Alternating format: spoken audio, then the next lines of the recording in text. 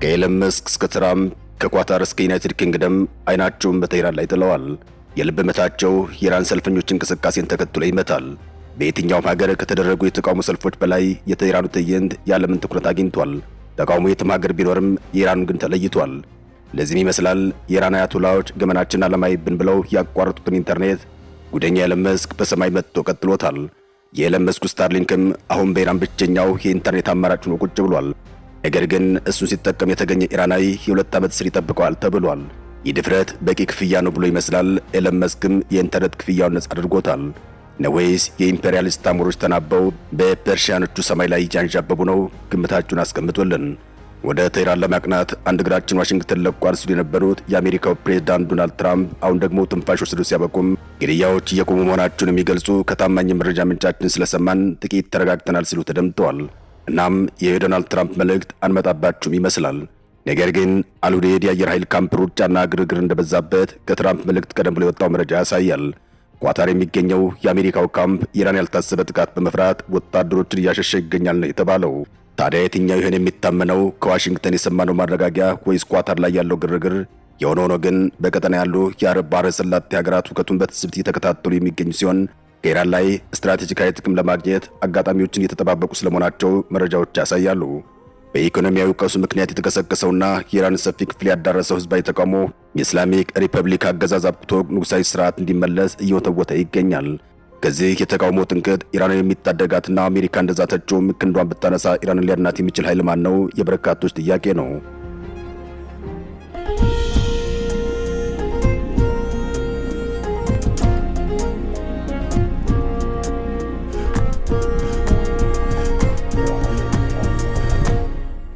የኢራን አብዮታዊ ዘብ ኢስላሚክ ሪቮሉሽነሪ ጋርድ ክሮብ።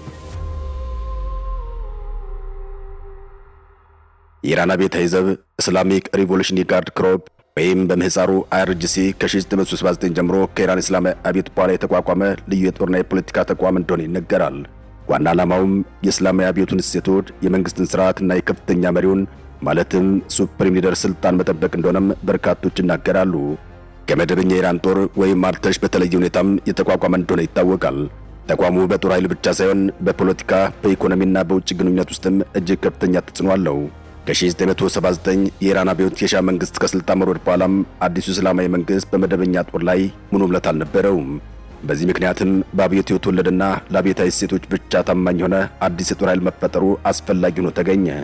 በዚህ መሰረትም የኢራን አብዮታዊ ዘብ ተቋቋመ። ከ1980 እስከ 1988 የኢራን ኢራቅ ጦርነት ወቅትም አብዮታዊ ዘቡ ትልቅ የሆነ ሚና ተጫውቷል። ይህ ጦርነትም ተቋሙን ከቀላል ሚሊሻ ወደ ተደራጀ ጦር ኃይል እንዲለወጥ ያደረገው ሲሆን አብዮታዊ ዘቡም 5 ዋና ዋና ክፍሎች አሉት። የመሬት ኃይል፣ የባህር ኃይል፣ የአየር ኃይል፣ ባሲጅ የተባለ ፓራሚሊተሪን ጨምሮም ቅዱስ እየተባለ የሚጠራው የውጭ ኦፕሬሽን ኃይሎች ናቸው። አብዮታዊ ዘቡም በተለይ የአየር ኃይሉ የኢራን መከላከያ ስትራቴጂክ ዋና መሰረት ነው። ባሲጅ እየተባለ የሚጠራው ልዩ ኃይል የህዝብ ምልሻ ሲሆን በማህበረሰቡ ውስጥ የመንግስት ቁጥጥርን ለማጠናከር ዋና መሳሪያ ሆኖ ያገለግላል። በዚህም የተቃውሞ ሰልፎችን ማቋረጥ፣ በህዝብ ላይ ቁጥጥር ማድረግና አብዮታዊ እሴቶችን ማስተላለፍ ዋና ዋና ሚናዎቹ ናቸው።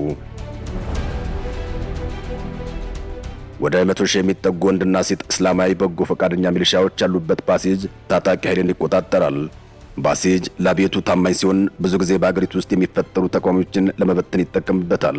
አብዮታዊ ዘቡና ባሲጅ በአውሮፓውያኑ 2009 አወዛጋቢ የነበረውን የቀድሞ ፕሬዝዳንት መሐመድ አህመድ ነጃድ እንደገና መመረጥ ተከትሎም የተቀሰቀሰውን ተቃውሞ አስቁሞታል። በዚህ ተቃውሞም በርካታ የተቃዋሚ ደጋፊዎች የተገደሉ ሲሆን በሺዎች የሚቆጠሩ ታስረዋል። የአብዮታዊ ዘቡ ኃይል ከአያቶላህ አሊ ኸሜኒ ጠንካራ ድጋፍ ጋር በኢራን ፖለቲካ ቁልፍ ዋና ተዋናይ መሆን ችሏል። የአብዮታዊ ዘቡ መኮንኖችም በመንግስት በምክር ቤትና በሌሎች ተቋማት ላይ ወሳኝ ቦታዎችን ይዘዋል። የአብዮታዊ ዘብ መኮንኖችም በተደጋጋሚ የመንግስት ፖሊሲዎችን ይተቻሉ። የቀድሞ ዋና ኮማንድ ሜጀር ጀነራል መሐመድ አሊ ጃፋር ኢራን በ2015 የፈረንጆቹ አቆጣጠር ከዓለም ሀያላን ጋር ካደረገችው የኒውክሌር ስምምነት ጋር በተያያዘም በፕሬዝዳንት ሐሰን ሩሃኒ የቀረቡ ሐሳቦችን በግልጽ ሲቃወሙ ታይተዋል። በኢራን ወታደራዊና ፖለቲካዊ መድረኮች ላይ ጉልህ ሚና ያለው አብዮታዊ ዘብ የአገሪቱን የምጣኔ ሀብት ሲሶ ያክሉ እንደተቆጣጠረ ይታሰባል። አብዮታዊ ዘቡ ከወታደራዊ ዘርፍ ባሻገር በቤቶች፣ በግድብና በመንገድ ግንባታ፣ በነዳጅና በጋዝ ፕሮጀክቶች፣ በምግብና በትራንስፖርት እንዲሁም በትምህርትና በባህል ፕሮጀክቶች ላይ በንቃት ይሳተፋል። የቅዱስ ኃይል የIRGC የውጭ ኦፕሬሽን ክፍል ነው። በሊባኖን፣ በሶሪያ፣ በኢራቅ፣ በየመንና በሌሎች ሀገራት ውስጥ የኢራን ተጽዕኖ ለማስፋት ይሰራል። አብዮታዊ ዘብ በኢራን ፖለቲካ ውስጥ በቀጥታ የሚሳተፍ ተቋም ሲሆን በርካታ የመንግስት ኃላፊዎች ከአይአርጂሲ የወጡ እንደሆኑ ይነገራል። በኢኮኖሚው ዘርፍም ቢሆን አይአርጂሲ በኮንስትራክሽን በነዳጅና በቴሌኮም ዘርፎች ትልቅ የንግድ ተቋማትን ይቆጣጠራል። ይህ ኃይል መንግስትን ከውጭ ማዕቀብ ጫና ለመቋቋም የሚረዳው ሲሆን ነገር ግን በውስጥ የኢኮኖሚ ፍትህ ጥያቄዎች ሁልጊዜ ይነሱበታል። ብዙ የምዕራብ ሀገራት አሜሪካን ጨምሮ ማለት ነው አይአርጂሲን እንደ የሽብር ቡድን አድርገው ይፈርጁታል።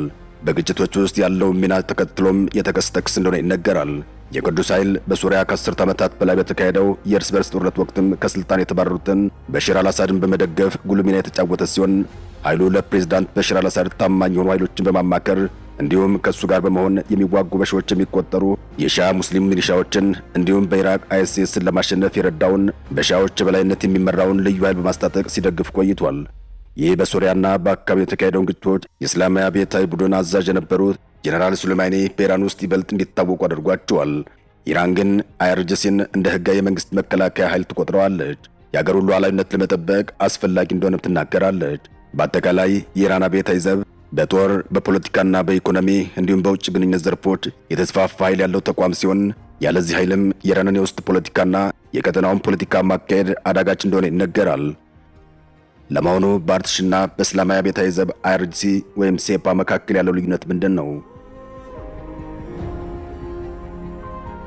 ኢራን ከሌሎች ሀገራት ከሚለያት አንዱ ሁለት የተለያዩ የጦር ኃይሎች መያዟ ነው። እነዚህም አርቴሽ ኢስላሚክ ሪፐብሊክ ኦፍ ኢራን አርሚ እንዲሁም እስላማዊ አብዮታዊ ዘብ ናቸው። ሁለቱም የጦር ኃይሎች ሆነው ቢያገለግሉም በመነሻም በተግባርም ባላማም በፖለቲካ ሚናም በጣም እንደሚለያዩ ይነገራል። ከና አፈጣጠራቸውም አንዱ የመንግስት ጦር ሌላኛው የአብዮቱ ዘብ ጠባቂ ተብለው ይጠራሉ። አርቴሽ የኢራን መደበኛ ጦር ሲሆን ከእስላማዊ አብዮቱ ማለትም ከ1979 በፊት የነበረው የመንግስት ጦር እንደሆነ ይነገራል። ጦሩ በነገስታት ዘመን የተገነባ ሲሆን ዋናው ሚናው የአገር መከላከያነት ነበር። እስላማዊ አብዮቱ ከተካሄደ በኋላ አርቴሽ የቀጠለ ቢሆንም ነገር ግን በአዲሱ ስርዓት ውስጥ ኃይሉ የተገደበ ነበር። እስላማዊ አብዮታዊ ዘብ ወይም ሴፓ ግን በ1979 ከእስላማዊ አብዮት በኋላ ተመስርቶ የተፈጠረ ኃይል እንደሆነ ይነገራል። ዓላማውም የእስላማዊ አብዮቱና አዲሱን ስርዓት ከውስጥና ከውጭ ጠላቶች መጠበቅ ስለነበር ከመጀመሪያው ጀምሮም ፖለቲካዊና ኢዲዮሎጂያዊ መሰረት ነበረው። የአርቴሽ ዋና ዓላማና ተግባር የኢራን ድንበርና አገራዊ ልዩነት መጠበቅ፣ ከውጭ የሚመጣ ወታደራዊ ጥቃት መከላከል፣ በአብዛኛው ከፖለቲካ ርቀት ያለው መደበኛ የጦር ኃይል ሲሆን እስላማዊ ስርዓቱን ጨምሮ የአብዮቱ እሴቶችን መጠበቅ፣ የውስጥ ተቃውሞን መቆጣጠር፣ ከኢራን ውጭ በቀጠና ሀገራት ላይ ተጽዕኖ ማሳደር፣ ፖለቲካዊ ደህንነትና ኢኮኖሚያዊ ሚና መጫወት ያካትታል።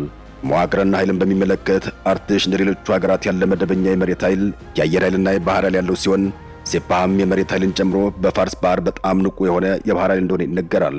ይህ ኃይል የሚሳኤልና የአየር ኃይልን ያካትታል። የቁዱስ ፎርስ የውጭ ኦፕሬሽኖችን ሲይዝ፣ ባሲጅ በበኩሉ የህዝብ ኃይልን በመቆጣጠር የአገሪቱን ደህንነት እጅግ ሰፊና የተዋሃደ መዋቅር እንዲኖሩ አድርጎታል። አሁን ግን ኢራን ከውስጥ የተነሳባት ሰዓት ከሀገር ውስጥ ደህንነት ጠባቂዎች፣ ከውጭ የመጣባት ወረራ ስጋትም እንደ ቅዱስ ፎርስ ካሉ የውጭ ዘቦች ኃይል በላይ እየሆነ መጥቷል። ኢራን አሁን እንደ መስቀል ሙልሙል ነች። ከላይም ከታችም እሳት ይነድባታል። ታዲያ ጥያቄው እሳቱን የሚያጠፋላት ከመንደድስ የሚያድናት ማን ነው የሚለው ነው። ሰላም ለመላው ዓለም ይሁን። አበቃን። ሰናይ ጊዜን ተመኘን።